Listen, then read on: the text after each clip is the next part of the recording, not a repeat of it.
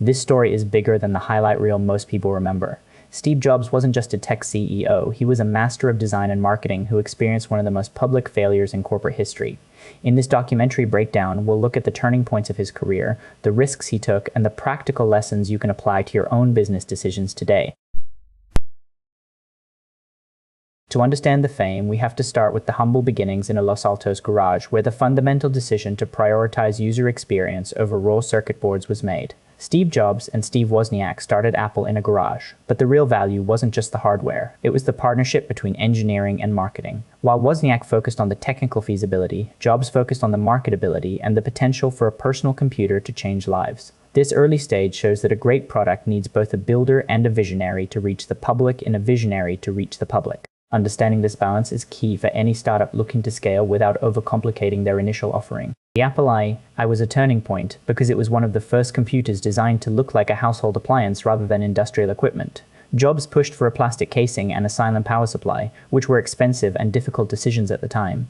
These aesthetic choices made technology approachable for the average person, proving that design is often just as important as function.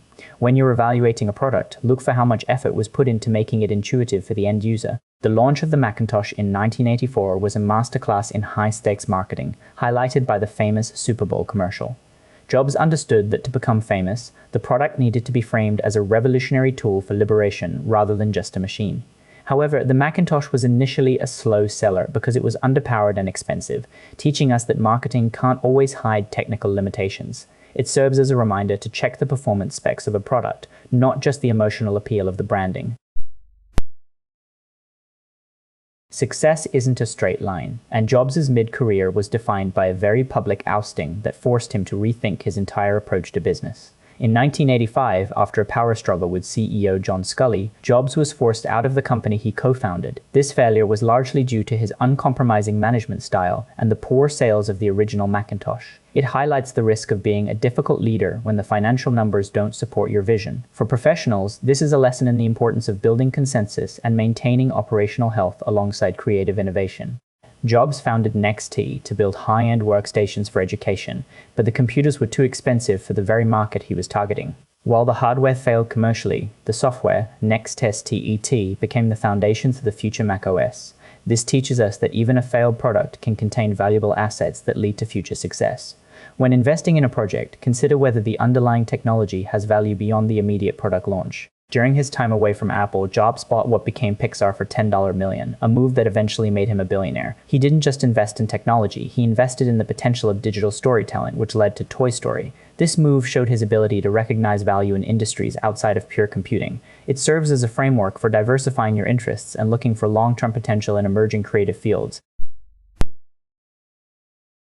Jobs' return to Apple in 1997 is one of the greatest comeback stories in history, driven by a radical simplification of the company's product line. When Jobs returned to Apple, the company was weeks away from bankruptcy. He immediately cut the product line from dozens of items down to just 4 core products, a move that saved the company's focus and resources. This less is more philosophy is a vital lesson for any business owner feeling overwhelmed by too many options. Focusing on a few things and doing them exceptionally well is often the fastest path to recovery. The translucent, colorful iMac G3 was a massive risk that signaled Apple was no longer making boring beige boxes. By integrating the monitor and computer into one unit, Jobs made the desktop computer a piece of home decor. This design-led strategy proved that people are willing to pay a premium for products that reflect their personal style. When choosing a professional service or product, consider if the design actually enhances the utility or if it's just for show. The iPod wasn't the first MP3 player, but it became the most famous because of the iTunes ecosystem. Jobs realized that the hardware was only half the battle. People needed an easy, legal way to buy and manage their music. This ecosystem approach locked users into Apple's world, creating immense brand loyalty. For consumers, this highlights the importance of checking ecosystem costs, how much you're committing to one brand's platform. The final act of Jobs' career was defined by the iPhone, a device that fundamentally changed how humans interact with the world and each other. Jobs introduced the iPhone as 3 devices in one: a widescreen iPod, a revolutionary mobile phone, and a breakthrough internet communicator.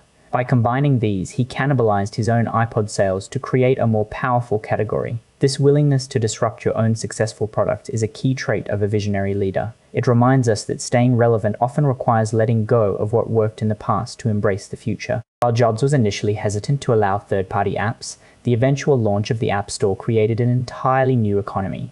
This move turned the iPhone from a phone into a platform where developers could build their own businesses. This is a classic example of how a leader must sometimes change their mind to allow for greater growth.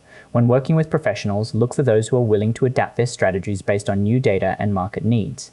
Colleagues often referred to Jobs' reality distortion field, his ability to convince people that the impossible was achievable through sheer willpower. While this led to incredible breakthroughs, it also led to high stress and unrealistic deadlines. In your own professional life, it's important to recognize when a leader is inspiring you to do your best versus when they're setting you up for burnout. Always balance vision with practical, sustainable milestones. The legacy of Steve Jobs isn't just about the gadgets, it's about a specific way of thinking about quality, focus, and the future. Jobs famously said that innovation is saying no to 1,000 things. He believed that by focusing on a very small number of high-quality projects, Apple could achieve perfection that others couldn't. This is a practical framework for anyone trying to manage their time or a budget. Cut out the distractions to focus on the core goal. Before you sign a contract or start a project, ask yourself what you're saying no to so you can succeed at the yes. One of Jobs' final major decisions was choosing Tim Cook, an operations expert, as his successor. This showed that Jobs understood that for Apple to survive without him, it needed a leader who excelled at supply chain and efficiency, not just a creative visionary.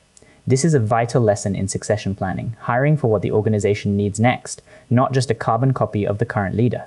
When evaluating a company's longevity, look at the strength of their leadership bench. Jobs insisted on Apple-owned retail stores to control the entire customer experience, from the moment someone walked in to the moment they bought a product. This was a massive gamble that many experts predicted would fail, yet it became the most profitable retail space per square foot in the world. It teaches us the value of the end-to-end customer journey. If you're providing a service, consider how every touchpoint, not just the final product, affects the customer's perception. That's the practical version of Steve Jobs' story. The big idea is to understand that his fame was built on a combination of extreme focus, a willingness to fail publicly, and a relentless commitment to design. By applying these frameworks of simplification and ecosystem thinking, you can make better decisions in your own business or career. Remember to look past the hype and evaluate the actual utility and long-term value of the projects you take on. If this biography breakdown helped you understand the strategy behind the fame, like and subscribe for more deep dives into the lives of people who changed the world. We focus on the context and the decisions that matter. Thanks for watching. Subscribe for more timeline-driven biography videos every week.